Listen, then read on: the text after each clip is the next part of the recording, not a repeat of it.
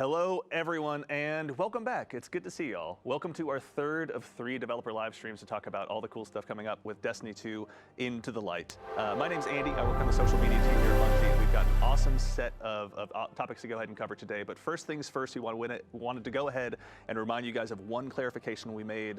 For starters, all of the weapons in the Brave Arsenal will now be releasing on April 30th. So just as a quick reminder, all those weapons will be available for you to farm over the course of Onslaught.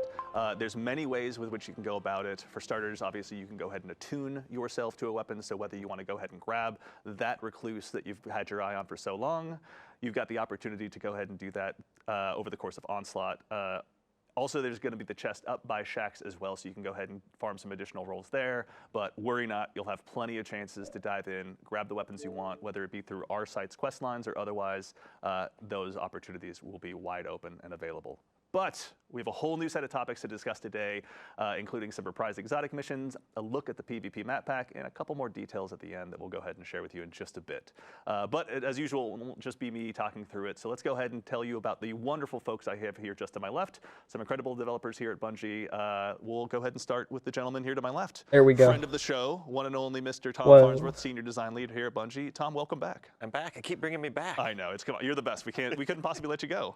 No, of course, I'm the creative lead for Into the Light, but we're really here to talk about all the great work the team has done and these individuals here with us today. And we're going to talk about some exotic missions, yes, some rewards associated with them, and some PvP stuff. So let's dive in. Let's talk to everybody else here. Great stuff. We also have, sitting just next to Tom as well, we have Rob Adams, one of the art directors here at Bungie, and kind of the person to help come up with the concept of Into the Light. Rob, welcome. Thank you. Thanks for having me. Excited to be here. Yeah, no, it's good to have you. We have a lot of fun stuff. We were talking before the show about a lot of cool stuff. We'll have plenty of fun details to dive into here in just a little bit. And of course, the one and only Willie Chang, activity designer here at Bungie. How you doing, Willie? Good morning. I'm doing well. For the folks at home that may not be familiar with you or your work, what do you do here at Bungie, if you don't mind my asking? I'm an activity designer. So are you in a room with them? Fuck no. I worked on the 0 Hour reprise. Excellent. Well, with that, we may as well start diving into the show at hand. We have a lot of cool stuff to start with. In addition to, like we mentioned, some awesome reprised exotic missions, including the Whisper and 0 Hour, which will both feature, craftable versions of each weapon. But let's go! Let's go! At the top with the Whisper. We've had a chance to go ahead and kind of pull back the curtain and look We behind knew it a little bit. We fucking knew it, start bro. From the very top. Rob, you were there. We fucking knew it, bro. Why yes! did Let's go! make the Whisper to begin with? Well, I think in the first few months of D2, I want to say like the first 3 to 5 months, we felt like there weren't enough secrets in the game. It felt like the game was pretty well known, you know, and kind of like discovered. And it just needed some big secret. Bro, I to be fucked up found the by damn the players. thing. And we thought my that would gosh. excite our community quite a bit. Like it would just go over really well. We hoped it would at least. Bro, fuck. And we had all this nostalgia for the Vault of Glass and Black I Spindle. fucked it up. I mean, one day we were just sitting in a conference room and we're like, what if we just made another Black Spindle mission, but we made it a lot bigger? Yeah. Right? Yeah. Speaking of, we've got here on screen kind of some, if we can call it as such, original concept art, you'd say, for the Whisper? Yeah, it's concept art. Yeah, can you tell us a little bit about what we're looking at here? Well, that's actually the very first whiteboard drawing when we got all excited and we ran and found a conference room and we started, drawing what this could do, what we would want to build. And really, this kind of shows some of the magic formula. Like we had a contract, really, that we called it a contract, and this was an unspoken agreement between us as devs and the hardcore, super engaged players. Yeah. And it really was, if you can pass a test where your mind is going to be tested, your fighting, right? Yeah. Is going to be tested, and you're going to be able to pass these tests, right? Yeah. Your movement, your mind, your fighting. Yeah. If you can get past these tests, you're going to be rewarded with great power. Yeah. And that was the contract. And so one of the other things we did, and you can see it up here in the upper left, is there's a little crack, and then the path continues. Yeah. And that, that's the red herring. And so we thought, well, rather than lead players by the nose and have a bunch of narrative and make it really obvious what you're supposed to do, what if they get into this mysterious place and they don't know what to do? And when they go down the path that they think is right, it's not. Yeah. And they go blazing right past the actual opening. Yeah. And so we knew we were pretty confident that was going to appeal to the hardcore players, because once they learned the path, they could then bring their friends in and show them, and then we would have the videos, you know, with the walkthroughs, and it would just appeal to as they let their friends go first that first time to watch them fall off the edge helplessly. Also, too, is, you know, to kind of focus a little bit more on the art direction as well. I think, to put it lightly, the vibe in the Whisper is pretty intense. Can you tell us what it was like, kind of imagining that space and bringing it to life? Yeah, well, we wanted this like intense mystery vibe, right? The mystery of I'm on IO and I found this place that I've never seen, I didn't know existed. Yeah. And where does it go? You're still wet. In that mystery, and also the feeling of dread. Yeah. And so, a lot of that. yeah, and it's easy to get a vibe if you listen to one type of music, for example. Right. So we were watching Stranger Things and listening to the soundtrack, and I got really into, you know, building this traversal puzzle. It has a really consistent vibe because it was just one type of music that was listened to for the whole thing. Yeah. Speaks to my Hotline Miami fan inside, honestly. Also, too, is we've got another picture as well of the infamously titled Green Room as well. There was a really cool anecdote you had kind of about the development process of this. What was it like bringing this kind of very iconic, I guess I'd say, Destiny room to life? Yeah, well, this is funny because there was this thing that we wanted to try, right? Make a room that has a trap in the center, that if you mess up, you end up going down the trap and you get punished for it. And when you get out, you end up back in the room. And it just happens again and again and again. And there's all these different ways that you try to find your way out of this room. Right. So the test was to make a tiny version of this, like 1/4 scale. And we brought it into the playtest lab. We had Cosmo and Dylan. We had a bunch of our testers and designers in there. Yeah. And I just waited, right? And I waited for someone to find the hidden shortcut, right? Like, what would happen what's going to happen when they find that hidden shortcut? Yeah. And so the first person that found it, they just screamed and started laughing, and then everybody started finding it. And based on that reaction, we knew we had something good. And then it got scaled up into what you see here. And back to the vibe thing again. Yeah. When this got built, all I did was listen to Black Sabbath, the first 6 albums, like over and over. Yeah. So it just has that really consistent vibe all the way through. And that's just a trick that the whole team uses to get a theme or a vibe to be consistent. We're going to go ahead also too and start jumping the activity so we can see this this vibe up close and personal as well. But here we are. We're back in the Whisper as well. Really quickly too, off the top. I even noticed I got the fucking gun right there on the table. That was pretty cool. Forward, bringing them to the modern era of Destiny. What were some of the bigger challenges that you have to overcome in order to make sure that they were fitting for today's sandbox? This shit brings back fucking memories right here, bro. Sandbox-wise, players nowadays. What y'all know about this? What y'all know about this, bro? This for OGs right here. Clear entire rooms of ads Fuck outta for here, these bro. activities back when they were in their original state. Yeah. Just like extremely quickly. So we had to beef up the number of combatants that are in these encounters, and later on I might talk more about. I was about to say this shit's gonna be so fucking easy now with all we can come the back to that in a garage second, skating but, and I shit. think also too, really quickly, you know, back in the day, there was a very bespoke way of getting into the Whisper. You had to kind of hang out on IO, wait for this mysterious portal to come up. But we've made some changes to that as well. I think you were mentioning before we hopped on the air. Oh yeah, I mean, I was a victim of it, right? We had the public event with the RNG, and you had to wait for the right one. And you know, one time I tried to take a coworker through on a Saturday, and we spent like 7 hours just trying to get a few runs because of the public event. An hours. And that we just had to change that, right? And the team was excited about having a new, benefactor, a new character that you go and talk to. So you'll be talking to Eris Morn. Eris Morn is going to tell you some really cool stuff. I don't want to give it away. Smart, yeah. But you're not going to have to deal with the frustrating trigger to get in anymore. Excellent. Well, that's always good to hear. Giving a chance, especially if people are going to come back in here multiple times as they kind of build up their craftable exotics. What the fuck, has that always been there? Also, too, is was that always there? Mentioning that this is. I've never seen more that. changes than just the combat landscape. Yeah. For the veteran players who are coming in here, folks like myself that have maybe kind of had a lot of this committed to memory, how have you gone ahead and made sure that it's fresh for those veteran guardians out there? Yeah. Well, the goal was, how is this going to be exactly what you just said, right? Like if I've played this 10, 15, 20 times, I've guided people through.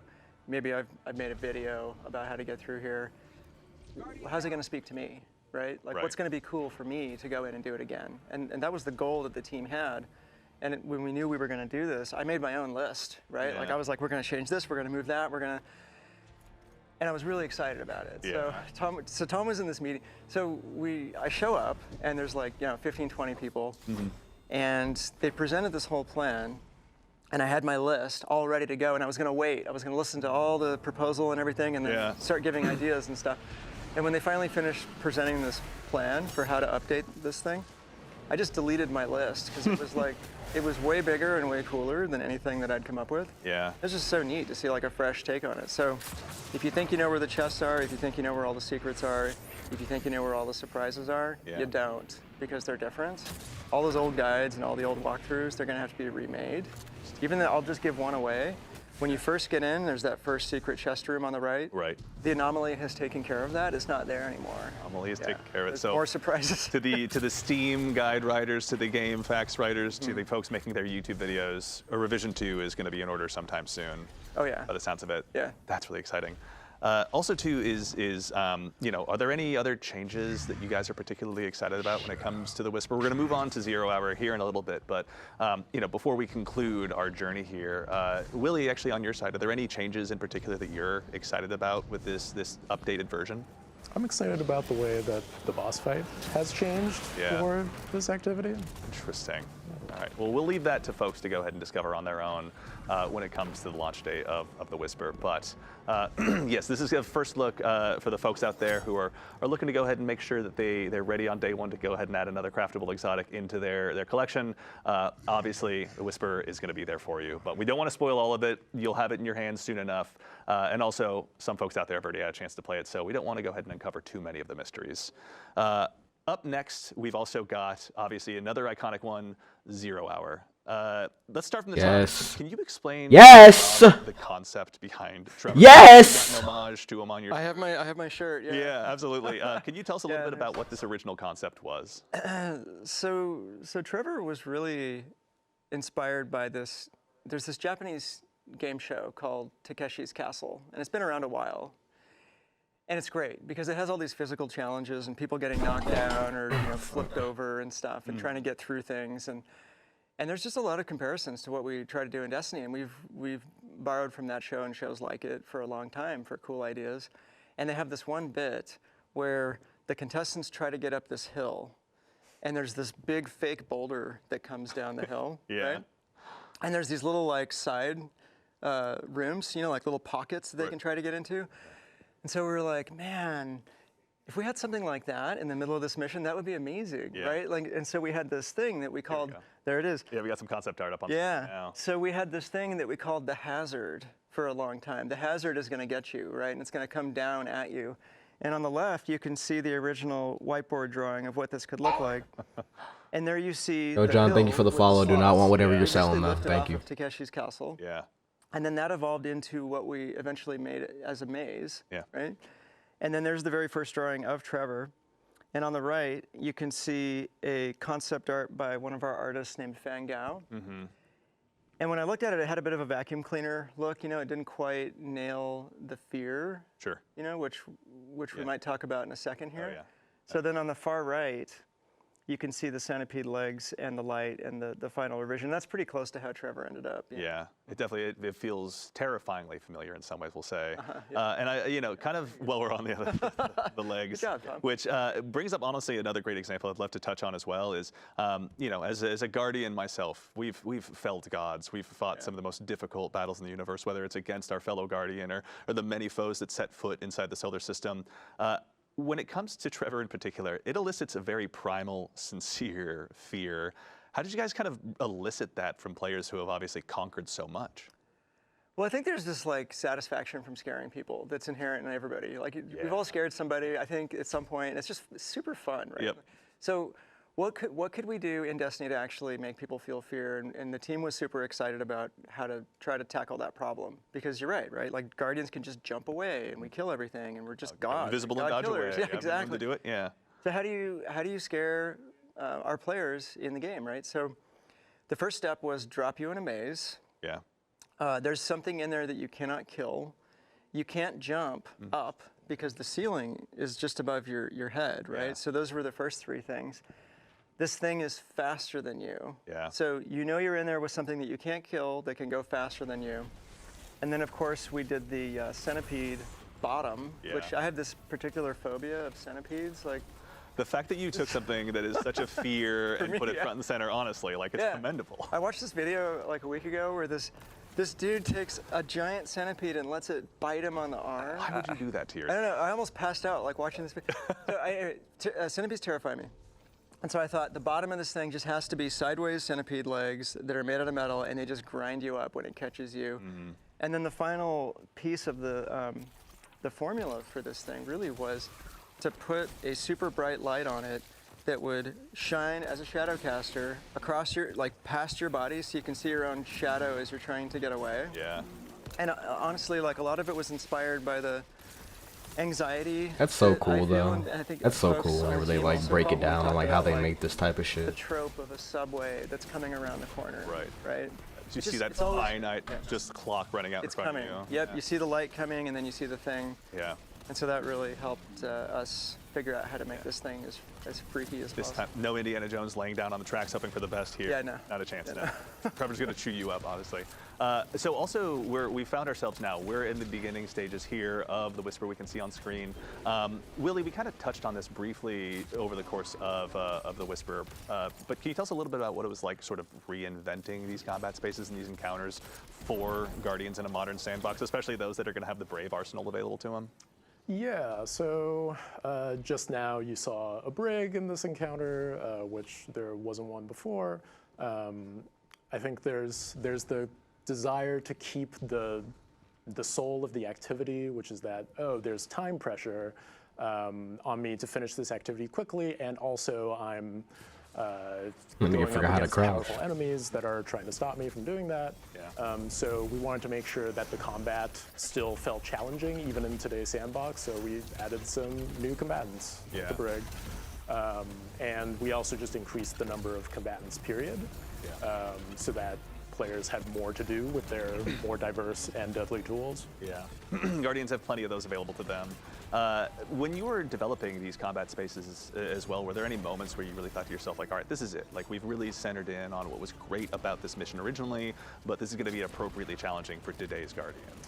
Yeah, I think when we play tested it and we had everybody load up with their like new maneuverability tools, their swords, their grapples, to go through the activity, and then we were expecting that like, oh, people are going to breeze through this like it's nothing, like the original 20-minute timer has to become something else. But really, all of that translated over pretty well. Like the individual sections are self-contained enough that like you can't bypass too many things by just using one new tool. Sure.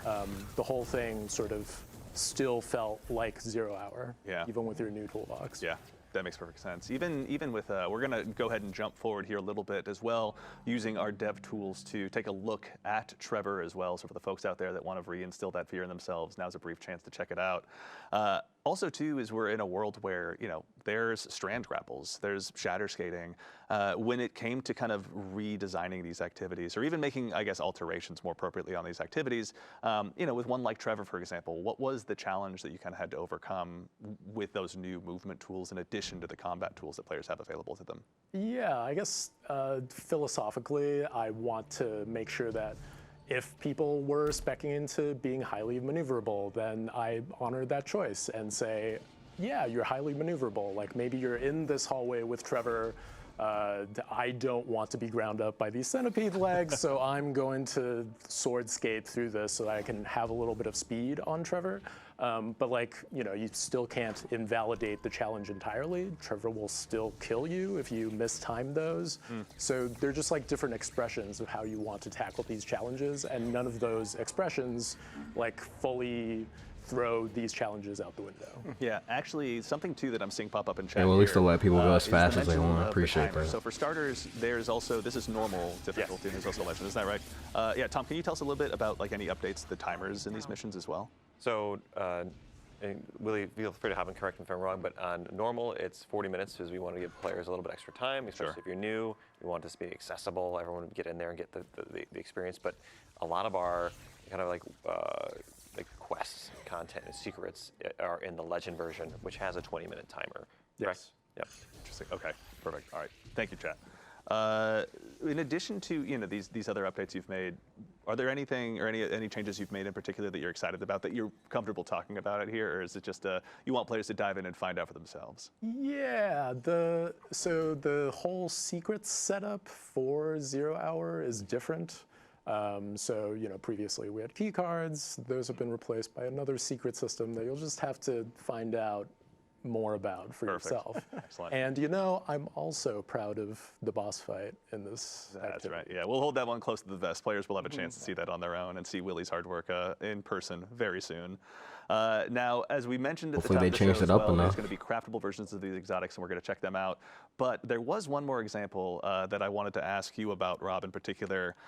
There was some discussion briefly about the acronym that is Trevor. Could you tell us what that stands for? Yeah, I'm gonna tell you, but I had to open my phone because it's like impossible to remember that. We all have our notes. Yeah, it's part of the game. So early on, the team we just realized we had to figure out an acronym for this because we loved the name Trevor because it was paradoxical. I went to school with a kid named Trevor who was the nicest kid in the entire school, just nice to everybody to a fault, right? So I always thought like Trevor is just the nicest name, and so paradoxically, here's this evil thing named Trevor, and we thought it was hilarious. But once we alphanumericized, is that a word? Yeah. Once we made that, we had to come up with the acronym. So the one that I had was Tracking Robotic 3-Vectored Reducer. Because it reduces, right, Tom? It's like it reduces you, yeah. But that was our internal acronym. Yeah. And so when we went to GuardianCon and we did like a fly-through or like a walkthrough. Yeah. And so the community team thought that we should let the fans of GuardianCon decide what the actual acronym for Trevor was. And so we had like the 5 different examples, and my tracking robotic was in there. Oh, yeah. That's one of the things. I was like, please pick mine, please pick mine. Yeah. And so at the end, what they decided on, and they decided by loud applause, and it was like very obvious that this is what they wanted. The committee had spoken. Yeah, it's like very obvious. Yeah. What they decided on was tame, relaxed, triple-vec roommate. So that's the official name for Trevor. That's it. It's codified. Yeah. That is a fucking wild name, but okay. Okay, I'll take it. Know exactly what Trevor should be called. That's really cool. I wish I'd been there for that. Okay, now we're taking a quick look at the craftable exotics as well. We're going to go ahead and start with Whisper of the Worm. Yes. Tom, yes. about what players who are kind of going to go ahead and facilitate their own play style or want to build a Whisper all to their own. Let me see the perks. Look forward to with all this. Let me see the perks. Before we get into the crafting, like I've got my notes here from Chris Proctor, so you're the man himself. Yeah, he's sitting on my shoulder, helping me out here, and we wanted to retain the fantasy of both these weapons, of both of Whisper and of Outbreak. And Whisper, it's a hard-hitting precision weapon where you're in the backfield. Like, and if you land your crits, you're rewarded, and you can sustain a ton of damage on a boss or enemies with a large critical area. Ogres will be felled. Ogres will be felled. Servitors. Don't stand a chance. Yeah. And then with Outbreak, the fantasy is all about spreading the plague of Siva nanites. Certainly. And we'll be able to get to that in a minute. But so I think we're looking at Whisper right now. Yeah, so specifically with Whisper and Outbreak, for both of them, with both these crafted weapons, they'll both have a craftable barrel, magazine, traits, and stock options. The barrel and magazine options will let you really push the stats around. So you'll be able to have a max stability Whisper if you want. Yeah. Which was really advantageous for a weapon that's about this hitting repeated critical hits. Certainly. In an area. And then specifically for the perks on Whisper, and both the perks on Whisper and Outbreak are things that by engaging other secrets week over week, and both of these exotic missions, you'll be able to unlock them. And for Whisper, it starts off with Mulligan, which is the classic perk where if you miss your shots, they get refunded. But if you upgrade it, you can get Field Prep, which will give you more shots, which equals more damage. Yeah. And then there's No Distractions, which will allow you to keep under fire, hold your aim on your target better. Certainly. And there's also Enlightened Action, which is for more forgiving reloads. So there's, I think, a lot of options for players at different play styles and different skill levels there. Yeah. And then just the kind of the cherry on top there with Whisper is that it's getting a reserves bump. So it's going to go from 18 in reserve to 24 in reserve. So you're going to have a ton of ammo. Like everybody would go with field prep at that point. Monster, which is super exciting. So ultra precise players like myself who never miss a shot will have even more. Why are you guys laughing? Why are you? Sorry. Why is that funny? No, that's really exciting. We also we have Whisper the Worm in addition to Outbreak Perfected now joining the pool of craftable exotic weapons. Let's take a quick look at Outbreak as well while we're here hanging out in the Enclave. Tom, kind of, second verse, same as the first, same question. Can you tell us a little bit about some of the perks and we got upgrades Outbreak that players will have available to them with their options to craft Outbreak Perfected? Yep, and so in addition to barrels and mags, it has its classic Outlaw perk is back. So you get your fast reloads on final blows, which works really well with Outbreak. It's all about also landing precision hits to either spawn nanites or to kill enemies and spawn nanites and spread that Siva energy around. Spread the plague. Spread the plague. And then the second one, though, that we're added here is Rapid Hit, which plays right into that. So like you land your precision shots, you get more stability, you get faster reloads. Then another new one is Rewind rounds. It's hard for me to say. Fast, I don't even blame. I don't hear anyone pronounce that shit right. Rewind round. To minimize your reload. So like if I'm you're not getting doing shots, that you're just gonna keep getting more ammo, which is Yeah. really kind of interesting. Perpetual motion machine? No, perpetual death So machine. yeah, it's like do you want the reloads or you just want to keep shooting? Yeah. And then there's also a head seeker, which I think maybe for PvP or for certain play styles where like you're less focused on your critical shots. That's something to think about as well. Right. In terms of catalysts, if you already have them, you're golden. You can craft those. If you don't, play the legend version of Whisper and 0 Hour, and you'll have a chance to get them. Very cool. So that's still in there. And then, as I mentioned, for unlocking these new intrinsic perks that you can slot in, there'll be like a 3-week mini quest line that rolls into the secrets for each of these. And Whisper is coming at launch with Into the Light. Exciting. And 0 Hour is coming in May. Perfect. Okay. So be a chance to go ahead and sink your teeth into 0 Hour for a while before you go ahead and change your attention and start unlocking another one of the storied exotics of old.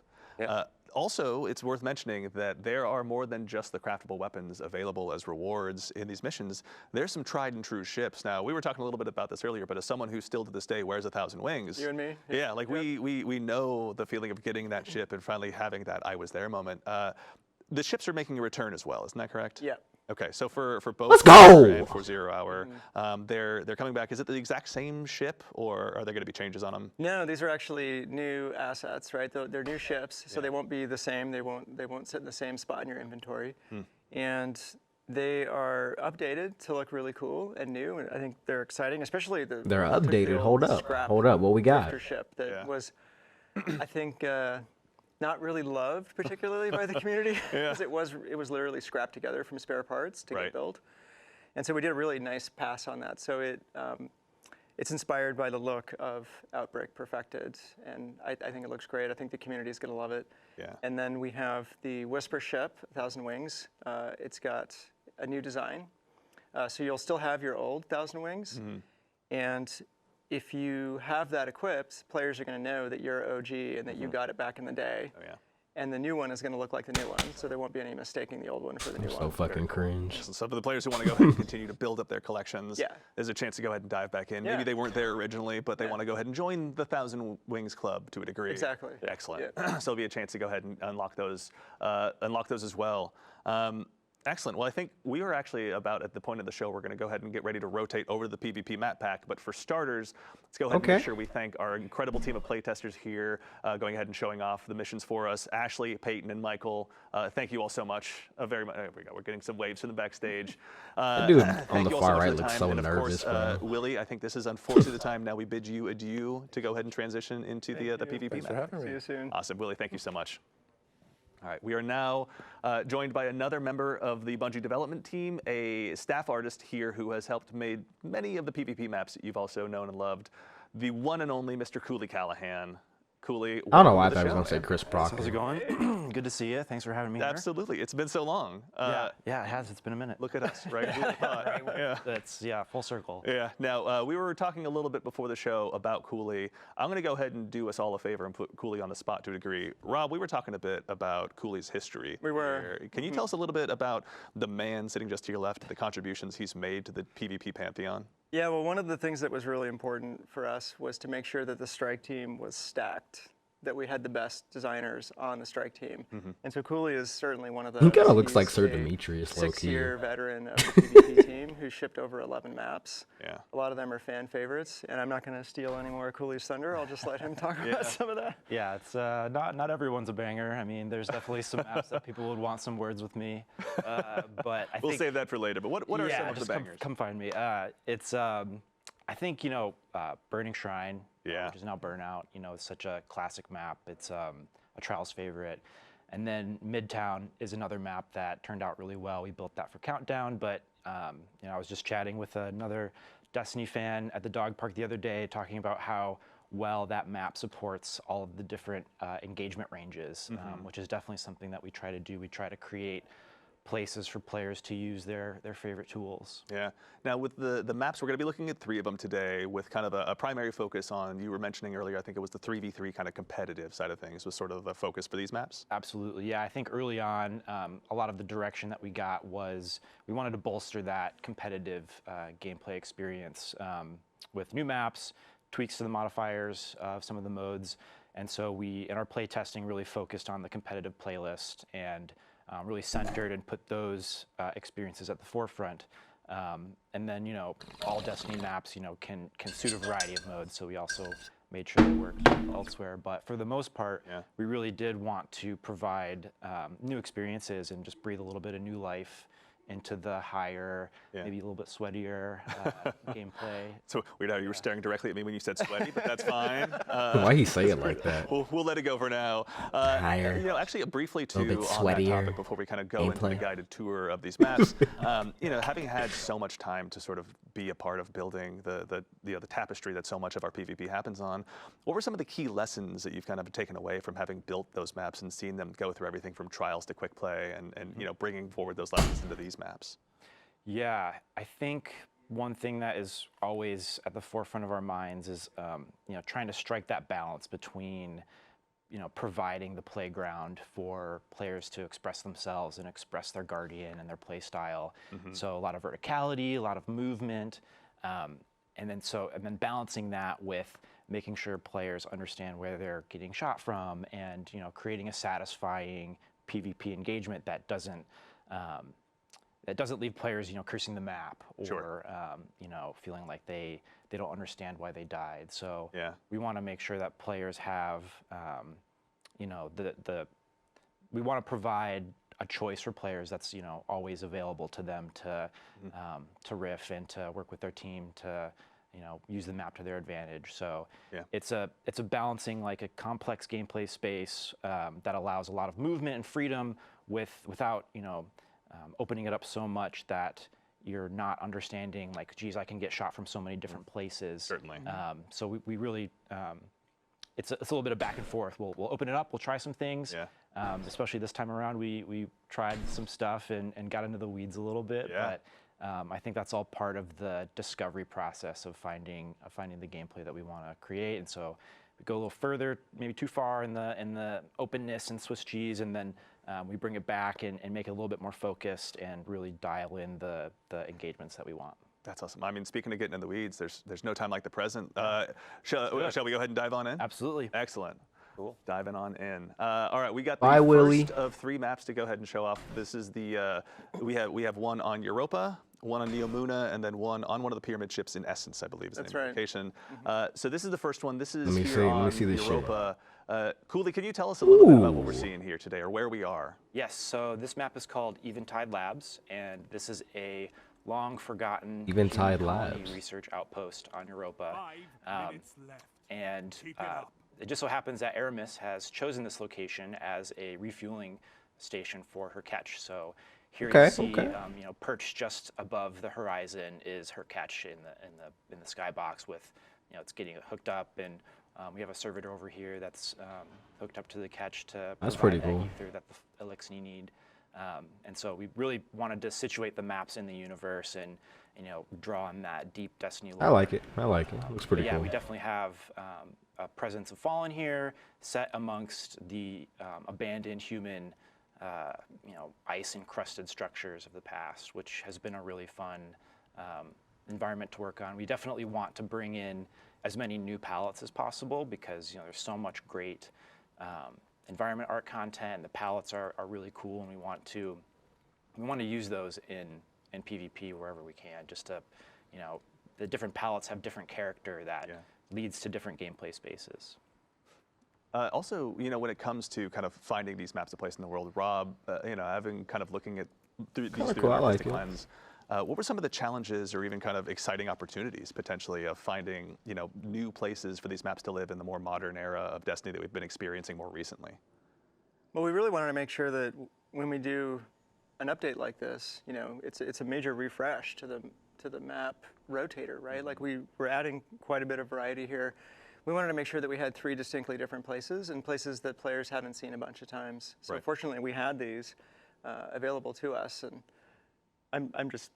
I'm looking at it again now. I mean, I'm not getting sick of looking at this. The team does such a good job. It's gorgeous. Is this a D1 map? Is just how purposeful everything feels in the world. Like the art team always pushes it so far where it really feels like you're walking into. I see what they're talking about. I recognize this map a little bit. Yeah, and the frozen world of Europa. I mean, they all have their advantages for PvP. I mean, shit, I'm not complaining. A new map is a new map, The but frozen ice walls. I think I recognize this one from D1. And I'm sure Cooley's going to talk about this a bunch. Yeah, actually, also too, Cooley, if you wouldn't mind, as people who have heard me talk too much about Destiny PvP would know, Dead Man's Tale and I get along a lot. Can you tell us a little bit maybe about some of the sightlines or opportunities that I'll have to maybe rack up some additional kills as I dive into this map the first time? Totally. If long range is your thing, this spot out here is definitely the place for you. There's one spawn that happens for one team over by C and then one over by A, and so in these competitive modes, if you've got an objective out here, this sightline is really important to lock down. So this is a spot where you're gonna have 2 teams poking and peeking each other, and then rushing over here to try to get to this zone and lock it down. And if you're rolling with that long range kit, you can hang back and sort of lock down this airspace here so that you can provide cover and maybe support your team from being harassed down on this point. And then fantastic. We also have sort of this the sightline in the middle, which will be pretty fun. It's definitely going to be a race to for each player or each team to kind of get to this spot and lock down this sort of portal here to ensure that you can push into this space and kind of control the middle. But as you can see, there's lots of ways for players to come in and flank. So if you're holding the space, you'll really not want to be here for too long unless you've got the support to do it. Yeah. Make sure you throw those grenades right off of the rip, basically, when you're coming out of spawn to try and conquer that territory as best you can. Yeah, one of the things I love about these ice caves is, it provides a lot of opportunity for grenades, like trip mines, and to bounce things off of the back of the walls, and the shapes here are just really fun to play with. All right, so this is one of 3 maps. Let's go ahead and prepare to go ahead and move on to the next one here really quickly. We've got coming up next, Neomuna as well. So finding a place, on Neomuna, obviously that makes sense for PvP, probably seems pretty natural, honestly, given just like how rich and vibrant and exciting of a place it is. What was it like, even starting from an artistic standpoint on this map, Rob? This was a really exciting map for the team. It's a shopping/entertainment center for the exos on Neomuna. And, so there's a lot of really fun decoration, and the spaces have a lot of character to them. There's a lot of recognizable things, human scale things that, look relatable. And we don't always get that in all of our palettes. And so this is also an opportunity for us to have a this is a Neomuna map. Okay, I thought it was an architectural map that has Europa a lot map of again. Crisp edges and very flat floors.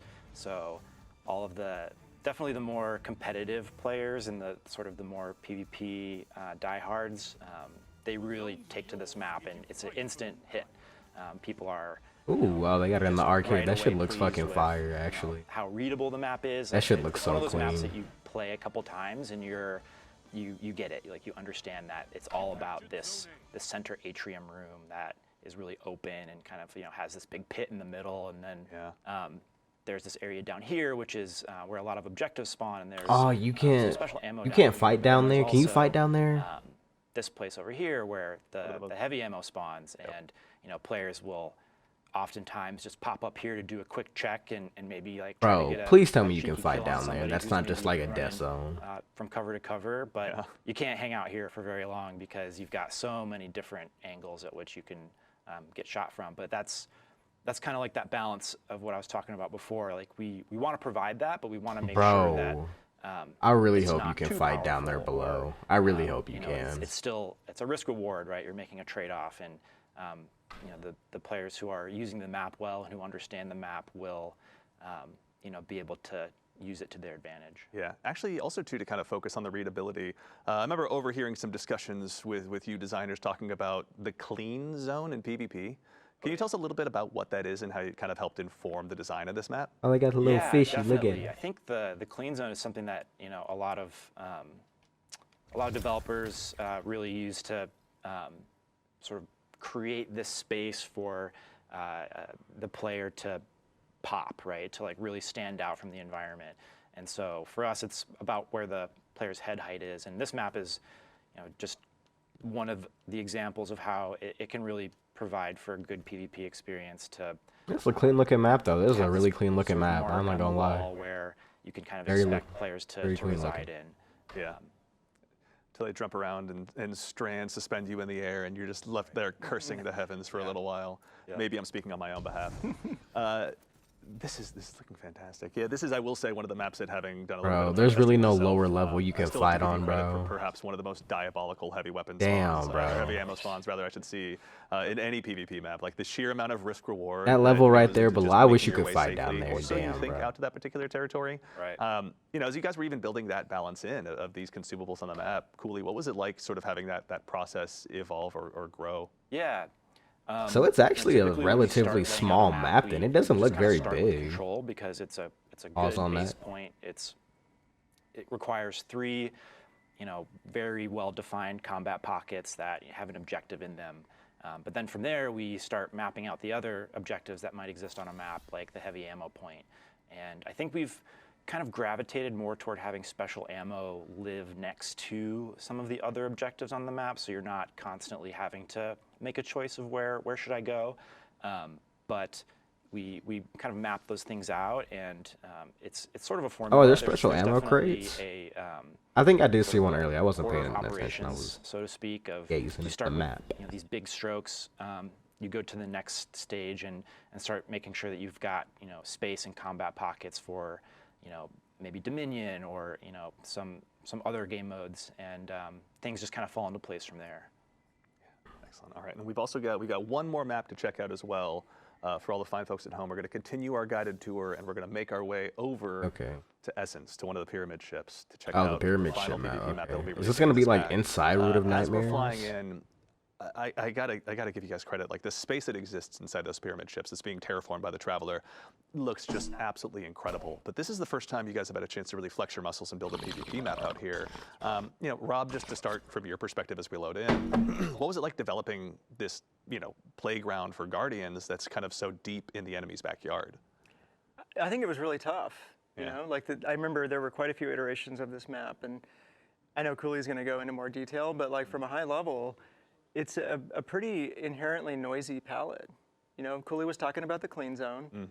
There's some palettes in the game that are just very visually noisy. So the geometry is noisy. They create a lot of shadow and a lot of highlights just by the geometry itself. Yes, and it then the is. textures, the shaders that are on the geometry, those can be noisy. Yeah. And then Yeah, there's let's see the this shit. clutter of the palette. So when Ooh. you have an environment with a lot of entropy, and there's just shit looks beautiful. rubble everywhere. There's like Root of garbage Nightmares strewn just looks around, beautiful or in general. I plants love hanging that. down. Like we I don't love often it. It's do okay, in but Destiny. We have to I like it. declutter.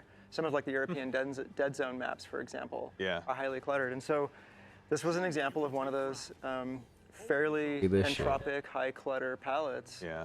that the team had to kind of wrangle into shape. Yeah. And I'm looks sure so Cooley's going to talk about that clean. process, because it was quite a process. That looks fucking Actually, yeah, Cooley, I'd dope. love to continue and just start there. You know, taking this space on a pyramid ship and kind of making it suitable for a PvP map. What was that process like from your perspective, kind of from more of a design side?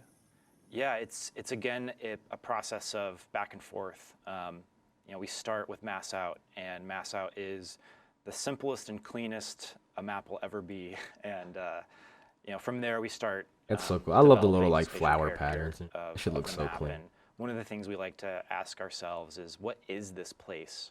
And even with a more abstract palette like the Essence ship, it's worth asking that question because we can leverage spatial archetypes that just kind of like naturally resonate with people. So like here we have, in this map, we have sort of these dueling huts, or these dueling ziggurats, and inside of them is this artifact or shrine. So maybe this is like maybe this part of the ship is a collection of mysterious artifacts that the witness has collected. And so we lean on those things to give a little bit of rhyme and reason to a space that otherwise is completely abstract. And that is also really useful for us in terms of we can make any kind of space we want. Like, we're not limited by architectural constraints, but you know, it can be tough sometimes to orient players in the map when you don't have things like doors or, you know, like TVs or you know, any sort of, you know, human scale architectural pieces that kind of clue you in. So yeah. It's also too is I remember we were talking a little bit before the show, Rob, even about, you know, what it was like from a design standpoint and bringing in external testers to try these maps out for the first time. Can you tell us a little bit about that experience and kind of, as you, I think, phrased it, discovering your own blind spots? Yeah, well, we've done this before for It should years, look so really. beautiful, bro. And we did it again here, and it was, I think, really successful because, you know, it was 2 days. They ran through these maps when they were still in development. They weren't too far enough along where we couldn't make some pivots that we needed to. Yeah. And they found a lot of stuff. I mean, for this map, for example, we thought it was in a pretty good place. Yeah. And a lot of things were called out. They didn't pull any punches. They were honest and clear and constructive with the feedback. And it wasn't super easy to hear it all, but you know, when the team listened to it, and we took tons of notes, and it was also about, they gave feedback on our sandbox. That's good. At least they're acknowledging the feedback. Lots and lots of map feedback. It was incredibly Even though useful. some of y'all can be some fucking dickheads sometimes. You know, just I'm not another playing. Some of y'all lesson act in like what we bitches, don't bro. see. Yeah. You know, and it's so valuable to do that. And these, I can't say who they were, but they're very well known. Oh yeah, there is players. special ammo crazy. Yeah, but you know, we really were careful. I wonder how that's about gonna play who into we it. brought in because we wanted people that would be very pragmatic. You know, they Well, weren't actually, are interested those in their own, always in like those like YouTube game modes and shit? Am I strategy tripping or are how- those how they new? particularly make Nah, content. those are They never wanted in the there. I'm game tripping. to be in a great place. They wanted PvP to be in a great place for the community and for Destiny. Absolutely. Yo, Eva Luna, And so- thank you and for they the were follow. carefully Appreciate selected it. that way, and great communicators who could articulate the feedback. They could really speak to what they were experiencing and what we could do to fix what they were experiencing. Yeah. And man, I'd like Cooley can probably say what he thinks about it too. But I was just blown away by how valuable that was, and we definitely want to keep. Such a clean ass man. Yeah, Cooley, can you tell us a little bit more about that experience on your side as well? Totally. I mean, it's so fun to, like, those are some of my favorite moments when we can get a bunch of you know, super fans from the community in and show them work in progress stuff, and they can actually give us real actionable feedback that we take back to our desks and talk about it, and we discuss how can we you know, sort of take their feedback and move forward. And this content is for them in a big way, right? Like, we need their approval. Like, we absolutely, you know, that's our march.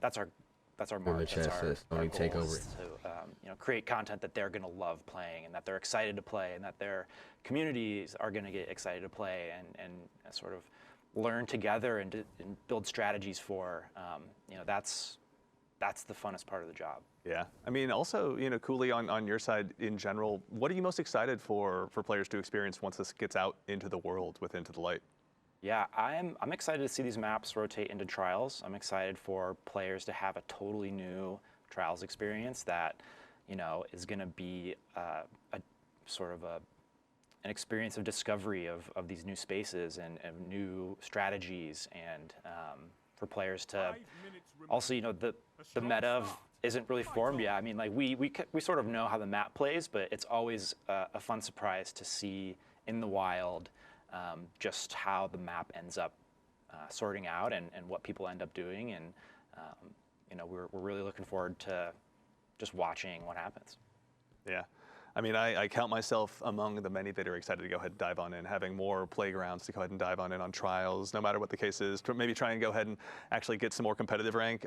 Cooley, thank you so much for taking the time to walk us through these today. We really appreciate it. Anytime, my pleasure. And all right, well, we'll go ahead and use that as a moment to conclude the quick tour as well of the PvP maps. We got a quick question from chat from Jake Asor asking about, are we going to get a playlist or mode? It'll be just these new maps during Into the Light. And the answer is yes. When they launch on May 7th, we'll have a 3v3 playlist to go ahead and talk just about these items. I'd rather let you play just those maps. Rather, we're talking about them today. They're all going to be playing them very shortly. All right, well, that so far wraps up the first few segments of our show.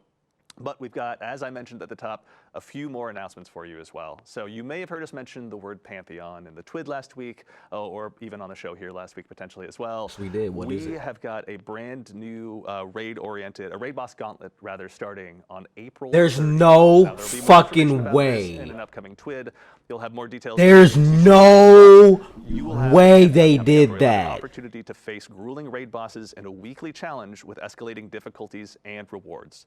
Now, this is a chance for you to go ahead and rally your clan or the perfect fire team with Fire Team Finder. Bro! To go ahead and track down those exotics. Bro, hold up. But we have more details for that. Hold the fuck up. TWID, Cosmo, and the community team, thank you for your hard work putting that together. 2, when you dive on in on April 9th, actually rather before we get there, I'm sorry, we will have the opportunity to also, you'll have the opportunity to get a title through your course of Into the Light as well. So if you dive on in, go ahead and unlock all the triumphs associated with the seal, you'll be able to march into the final shape with a brand new title, Brave, as well. So make sure, go ahead and get those big challenges bid off so you can handle them as early as you possibly can. Are we seeing gameplay? That you're on the way. Bro, please. And we have 3 really, really cool things hitting on April 9th when Into the Light launches. The first one is, if you're a new player, you got a buddy who's just jumping into the game for the first time, and you'd rather not hang out with Shahan and the Cosmodrome, then you have an opportunity to go ahead and just join the front lines. You can skip the New Light campaign, give Shahan maybe a high five on the way out, ask him for a weekly bounty when you're back later, but... Oh, okay, they made that shit free. Okay, finally. Champions, grab the gift of the Thunderlords if you so choose, and get ready. Yeah, they stopped charging people for that. Yeah, thank you. That shit was depending on what your not it, bro. Choices out of the gate. But your barriers to dive in with your friends have never been lower. There'll be a chance to go ahead and dive on into everything you're seeing with Into the Light here. Also, we have a couple more things. We have some questions in chat about this as well. Fucking huge W, bro. Atlas Live TV, but on 4.9, you'll have the opportunity to also change the way your character looks. So you'll be able to go ahead and change your hair if you didn't like your haircut, if you want to go ahead and change your face paint, if you want to go ahead and risk it to be one of those guardians who goes helmetless in the tower. I'm not sure if I'm brave enough, but I know many of you are. Your chance will be arriving very soon with Into the Light. And there will 10 also years, be an bro. opportunity But to we made it. change your name. So Guardian 4681 out there. With the launch of Into the Light, we're also going to give you one more name change token. If you already have yours sitting around, I believe you have 2, but our friends in DPS will be able to answer that question for you. But you'll have that chance as well once Into the Light launches. Now, there's a lot, but we also have one more thing for all of you. Next week, we're going to be joining you again for a special developer preview of some gameplay for Destiny 2: The Final Shape. It'll be here, wherever you're watching live, you'll be able to go ahead and watch it on April 9th at 9:30 a.m. Pacific, where you'll get a chance to basally, again, go behind the scenes as the developers have been. I got to take off next Tuesday again. We're definitely not going to want to miss. And over the course of that show, Twitch drops will be live. So there'll be another emblem, which you can see here live on the screen, that'll be available after about 15 minutes of view time. If you haven't gone ahead and also unlocked the emblems that you got as a result of this show or that we're having available during the Into the Light streams, then you have a chance to go ahead and spend some more time unlocking those as well. But that does it. For starters, to all of you Guardians out there in chat, thank you so much for taking the time to join us. We're thrilled about what we've been able to show off and thrilled about what the team's been working on. That's fucking...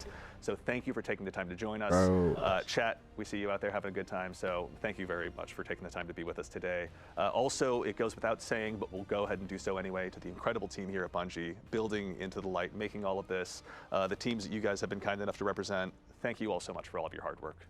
We're nothing without the entire teams that we have here. Teams are obviously greater than heroes, and we're firm believers in that, and you're all great examples of that whole scenario. To our play testers as well that have helped us bring this show to life, to Ashley, Peyton, and Michael here behind the scenes, thank you so much for showing us some cool new content, and of course all of our guests, to Tom, to Rob, to Cooley, to Willie, to Noah, to Kelsey. I'm not forgetting anyone, am I? Chris. To Chris, thank you. To the one and only Mr. Chris Proctor as well. Thank you all for joining us. And now that is about it. So we're going to keep the stream here live until about 11:30, I believe, so you can go ahead and get a little bit more time racking up the last bits of those emblems. But in the meantime, that's it for all of us here at Bungie. Oh, also, I'm sorry, to the team of producers here, everyone here that makes this show possible, they have the challenge of making me look good on camera, so obviously their work is cut out for them. Thank you all so much for helping bring this show to life. And now, finally, we're going to go ahead and sign off, and reminder, Into the Light launches next week. But in the meantime, take care of yourselves, take care of each other, and we'll see you all Starside. Awesome, bro. W stream. W stream, bro. W stream. Bro, that fucking raid boss gauntlet, bro. That shit got me interested. Fuck everything else. I didn't think that was gonna be what that was, but... Ooh. W stream, bro. I'm hyped!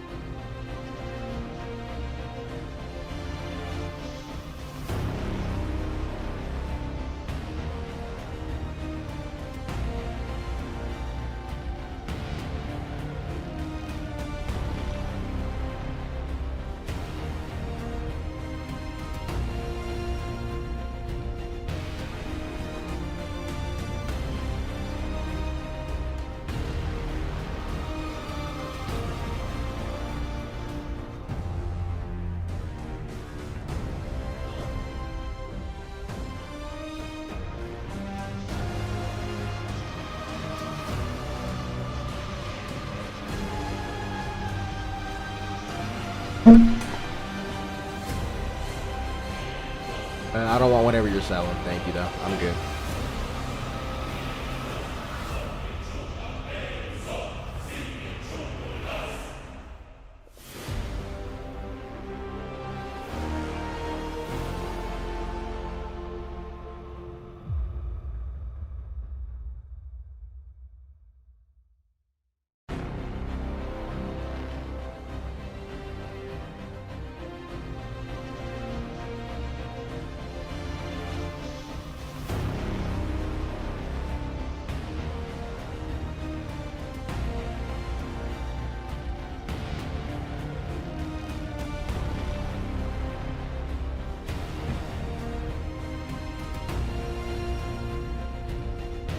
But let me get this straight, bro.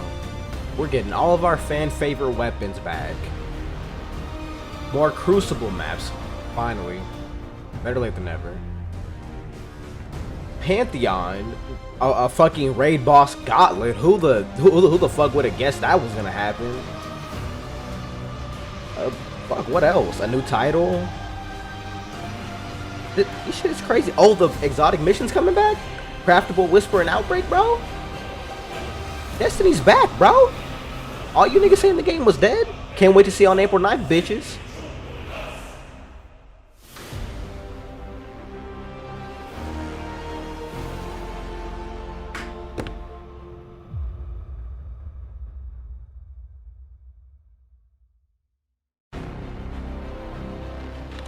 And no, just one more time, actually. One more time, bro. For real. Bro, one more time. Exotic missions coming back. Craftable, Whisper, and Outbreak with enhanced perks. New Crucible maps.